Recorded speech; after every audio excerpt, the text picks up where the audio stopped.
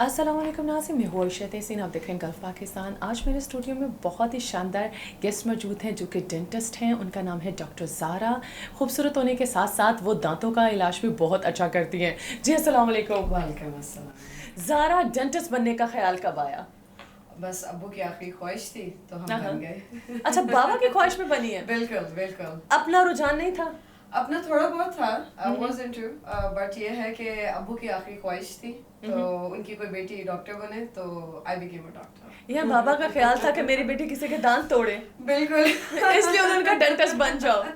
बस it's not that, but उस वक्त जो था उस जमाने में 90s में बहुत ज्यादा रुझान था कि जो है ना हर कोई लड़की डॉक्टर बन रही है, चाहे वो MBBS हो चाहे वो BDS हो, पर डॉक्टर बनना है और हमें फिर आगे एक डॉक्टर बहू भी चाहिए। एक ट्रेंड था, एक ट्रेंड था, तो we just followed that trend. Okay, dentist बनने के बाद आपको खुद कैसे लगा जब आपने अपने बाबा का गोल अचीव किया? तो आपको कैसा लगा इन फील्ड? बहुत अच्छा है, बहुत वास्ट फील्ड है, इट्स वेरी नॉलेजेबल फील्ड और उसमें आके आपको बहुत सारी चीजें लाइक चाहे वो माइनर हो या मेजर हो, माशाल्लाह you come to know about your own body. या ठीक है, फर्स्ट थिंग फर्स्ट। और दूसरी बात ये होती है कि सिर्फ दांतों का नहीं होता, it connects your head, your neck. समझ ले जो ENT के काम कर रहे होते हैं वो हम पढ़ते हुए जा रहे होते हैं, लेकिन we focus on to the teeth. ठीक है, बॉडी एक ऐसी अल्लाह ताला ने हमें एक दिया है कि हम we need to take care of that. If you not going to take care of that then definitely हमारे लिए it's problem, it plays a major role. दांत हमारे, हम बोलते हैं ना सिर्फ दांत हैं, ये दांत नहीं है, उसके साथ सिर्फ हमारा गर्दन भी कनेक्टेड है, पूरी इंटायर बॉडी इज कनेक्टेड। अगर दांतों से हम पता कर सकते हैं कि कैंसर है या नहीं है, आपको कौन सी बीमारी है, कोई जिस्म की बीमारी है या नहीं है, we can even come to know. और जब इंसान मर जाता है तो क्या चीज बच जाती है? आपकी हड्डियां और दांत। और हम दांत से ही पता कर सकते हैं कि वो बंदे की एज क्या थी। When you go into the Asian times तो वो ये है कि डायनासोर्स के दांत ले लें आप, किसी के भी ले लें आप, इजिप्ट में ले लें, वो एक बंदे की जब मम्मी निकालते हैं तो उसकी जितनी भी कौन सी उम्र का था वो, ठीक है, वो उसी से पता चलता है, उसकी ईयर से पता चलता है। जब बच्चा 6 साल का होने लग जाता है तो उसका पहला मोलर आता है जो कि सबसे बड़ी दाढ़ होती है। बिल्कुल सही कह रहे हैं। ठीक है, तो दूध के दांत गिरना शुरू होते हैं और फिर उसके बाद जो है आपका परमानेंट दांत आना शुरू होते हैं। So it plays a very major role. It's not just a dentistry, but it plays a major role actually into our lives.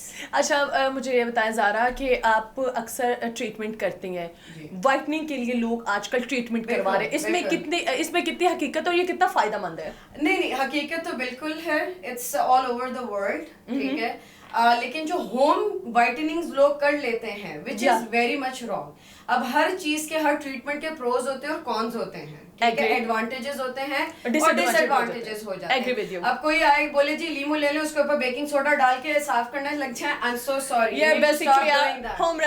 Home remedies ना इस्तेमाल करें। हम जो आपकी ऑफिस वाइटनिंग होती है, जो ऑफिस डेंटल वाइटनिंग होती है, इन अ कंट्रोल एनवायरनमेंट हम हर चीज करते हैं। इन अ कंट्रोल एनवायरनमेंट हम वो हर चीज को करते हैं, हम अप्लाई करते हैं, उसमें फिर न्यूट्रलाइजर डालते हैं, फिर लेजर का इस्तेमाल होता है। अब आप बेकिंग सोडा और लीमू लगा के आप करना और फिर मंजन जो हम बेच रहे हैं, प्लीज स्टॉप डूइंग दैट। हम लोगों की दुकानें बंद हो रही हैं, इट्स नॉट जस्ट अ दुकान but it's like our profession is at stake. हम लोग इतनी साल पढ़ते हैं, और फिर उसके बाद आपको कोई बता दे बेकिंग सोडा और क्या कहते हैं लीमू में लगा के आप दांत साफ कर ले, विच इज नॉट करेक्ट। वो ये वाला हिसाब होता है ना कि लोग जो है ना सस्ते काम को पकड़ लेते हैं और महंगे काम को छोड़ देते हैं। और I would like to add over here कि 80 to 90% चाहे कोई भी प्रोविंस हो हमारा पाकिस्तान के अंदर, वहाँ पे क्वैकरी एट इट्स पीक आया हुआ है। मतलब जहाँ पे मैंने अपना एक क्लिनिक खोला, सेटअप किया, मेरे सामने कोई 10 क्लिनिक जो है खुले हुए थे, जो कि सिर्फ एक कहते हैं ना डेंटिस्ट के साथ में जो असिस्टेंट होता है वो खोल के बैठे हुए, जिनके पास ऑथराइजेशन नहीं है। ठीक है, तो उनके साथ वो डेंटल वाइटनिंग करें या स्केलिंग पॉलिशिंग करें और हम डेंटिस्ट जो करें, जमीन आसमान का फर्क होता है। अच्छा, मुझे ये बताएं स्केलिंग और पॉलिश करने में वो कौन कौन से बेनिफिट्स हैं और मंथ में कितनी दफा करवाना चाहिए या ईयरली इसको करवाना चाहिए? Basically, every 3 months you should visit a dentist. Every 3 months you should go to a dentist in order to have a good diagnosis. हर 3 महीने बाद आपको एक डेंटिस्ट के पास जाना जरूरी है, और इट्स नॉट कि सिर्फ स्केलिंग और पॉलिशिंग के लिए, बल्कि अपनी, अगर आपके बिल्कुल दांत ठीक भी हैं तो उसकी हेल्थ को और मेंटेन करने के लिए आप क्या क्या नहीं कर सकते हैं। अब तो इतनी एडवांस डेंटिस्ट्री आ गई है, डेंटल ज्वेलरी आ गई है। हमारा फिर भी थर्ड वर्ल्ड कंट्री हमें कहा जाता है, लेकिन अल्हम्दुलिल्लाह हम पाकिस्तानी पूरे मुल्क में कहीं पे भी चली जाएं, हमारी जो लेवल है, IQ लेवल जो है, इट्स अमेजिंग, क्योंकि हम पाकिस्तान को अच्छे तरीके से रिप्रेजेंट कर सकते हैं। डेफिनेटली। और दूसरी बात ये भी कि ना सिर्फ स्केलिंग पॉलिशिंग हर 3 महीने बाद आप जाके करवाएं if you have any issues, बल्कि आप वाइटनिंग भी करवा सकते हैं, और बहुत सारे procedures which you can go through. Fillings हैं, यू हैव इम्प्लांट्स। अब क्वैकर्स क्या करता है, क्वैकर किसको कहते हैं, जो कि काम नहीं उसको आता, उसको एनाटमी का पता नहीं होता। एनाटमी का मतलब दांत का जो एक स्ट्रक्चर होता है, उसको वो नहीं पता कि हमने रूट कनाल कब करनी है, हमने फिलिंग कब करनी है, और दांत निकालना कब है। जाहिर सी बातों से रूट कनाल की रूट्स कहीं नहीं पता होगा तो एंड में वो दांत ही निकालेगा ना। अच्छा, अक्सर बेसिकली ये होता है कि दांत पे पेन शुरू हुआ, दांत खराब हुआ, डेंटिस्ट के पास गए। मैं उन लोगों की बात कर रही हूँ जो डिग्री होल्डर नहीं होते, ठीक है, जिनके पास डिग्रीज नहीं होती, एक्सपीरियंस नहीं होता, जिन्होंने फील्ड में काम नहीं किया होता, लेकिन वो डेंटिस्ट होते हैं, माने भी जाते हैं, ठीक है, वो पकड़ के दांत निकाल देते हैं। इसके बारे में लोगों को बताएं कि जरूरी नहीं है कि हर एक दांत की जब डेथ हो जाती है तो जरूरी नहीं उसको निकाला जाए, उसके बहुत से ट्रीटमेंट है, उसको बहाल भी किया जा सकता है। बेसिकली मैं आपके प्रोग्राम के थ्रू ये अवेयरनेस जरूर करना चाहती हूँ कि जब दांत में दर्द हो तो पहली बात, प्लीज, जिस तरह माशाल्लाह हमारे क्वैकर जो कहते हैं, कोई पंजाबी में कहते हैं फाड़ियां रख दें जी, कोई कॉटन के अंदर कुछ लगा के रखें, विच इज एब्सोल्युटली रॉन्ग।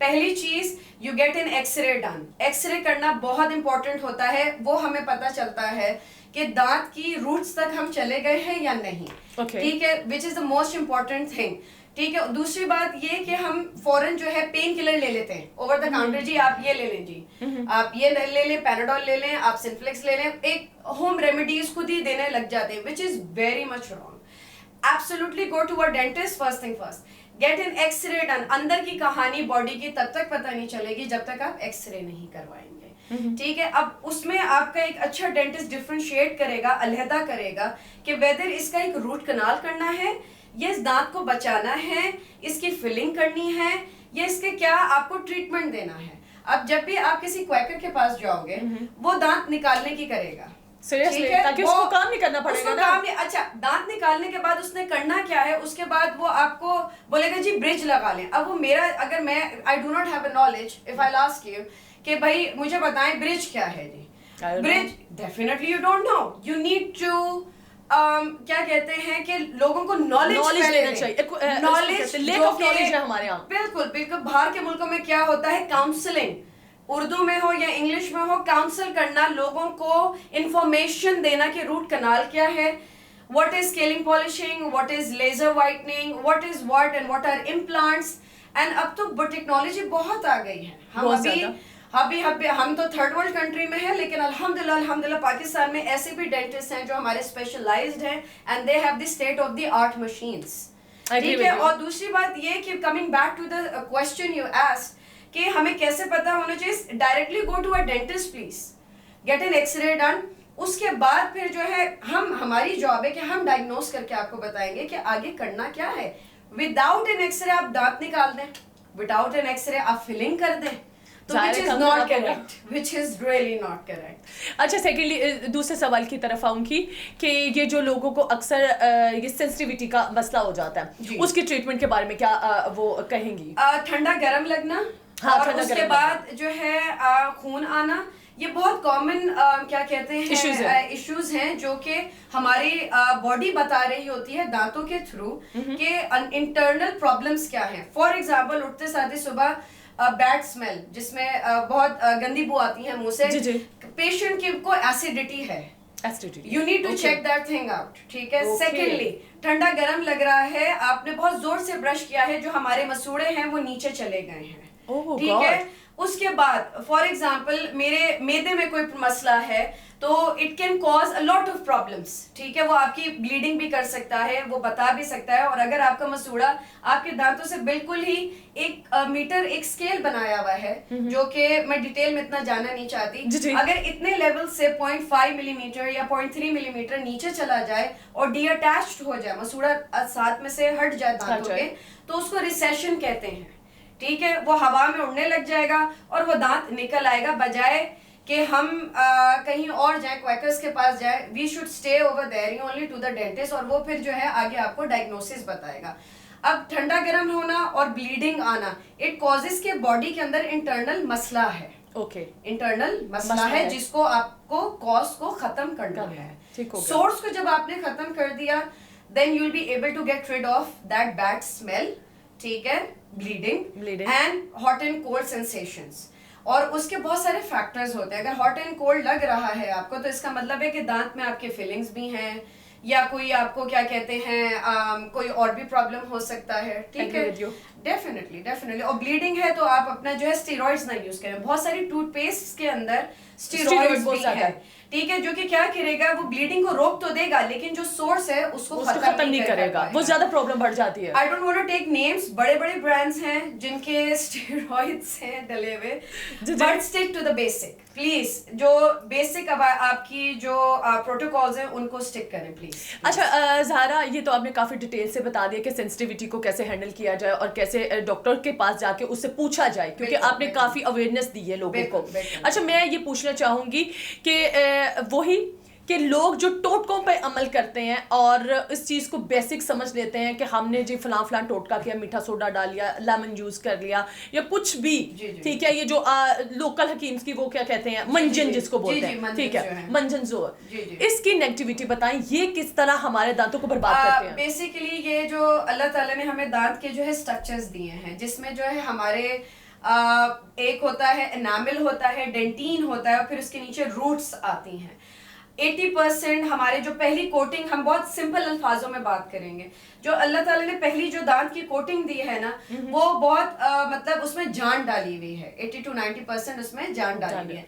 तो अगर आप इस तरह के केमिकल्स यूज करेंगे तो वो क्या होगा, उसकी लेयर को वो वेयर ऑफ कर देगा, नुकसान होगा। जब उसे नुकसान होगा तो उसके बाद जो है, जब आप नॉर्मल अपने दांतों में टूथब्रश करेंगे, कुछ करेंगे, आपको ठंडा गर्म लगेगा, जो कि सर तक जाएगा, प्रॉब्लम डेवलप होना शुरू हो जाएगी। फिर आपको इस तरह के टूथपेस्ट इस्तेमाल करें और मूसेस इस्तेमाल करें, जो कि इस चीज को, सेंसिटिविटी को, ब्लीडिंग को रोकेंगे। अब क्वैकर क्या करेगा, आपको जो डॉक्टर्स नहीं होते वो बहुत तरह के तरीके आपको बताएगा, ठीक है, उनको प्लीज आप इस्तेमाल ना करें।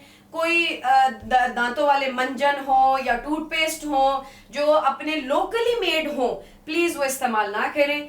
जो एक ब्रांड, नॉट जरूरी के ब्रांड, लेकिन वो ब्रांड जो कि FDA अप्रूव्ड है, जो डॉक्टर सजेस्ट करते हैं, जिन पे रिसर्च हुई है, ना सिर्फ हमारे मुल्क में बल्कि बाहर के मुल्कों में भी। तो try to stick to the basic please, और 2 दफा जरूर ब्रश करें, सोने से पहले और सुबह जागने के बाद, प्लीज। मोस्ट इम्पोर्टेंट, और स्पेशली माओं को मैसेज है कि जो बेचारे छोटे बच्चे होते हैं, try to teach them how to brush. Time लगता है, लेकिन it takes time, supervise them, और ब्रशिंग टेक्निक अपनी बिल्कुल बेहतरीन रखें, इम्प्रूव करना पड़ेगा। लाइफस्टाइल अगर आपका इम्प्रूव होगा ना, you will be able to do a lot of things and get good advantage into your lifestyle. Agree with you. Thank you very much, Dr. Zara. आपने अपना कीमती वक्त दिया और लोगों को इतनी नॉलेज फ्राहम की जो लोगों को बेसिक्स नहीं पता। Thank you so much for calling me. जी, तो नाज़रीन, उम्मीद करती हूँ आपको आज का प्रोग्राम बहुत पसंद आया होगा, आपकी इन्फॉर्मेशन में बहुत इजाफा भी हुआ होगा। कमेंट बॉक्स में अपनी राय का इज़हार लाजमी कीजिएगा। तब तक के लिए मुझे दीजिए इजाजत। अल्लाह हाफिज। Subscribe Gulf Pakistan.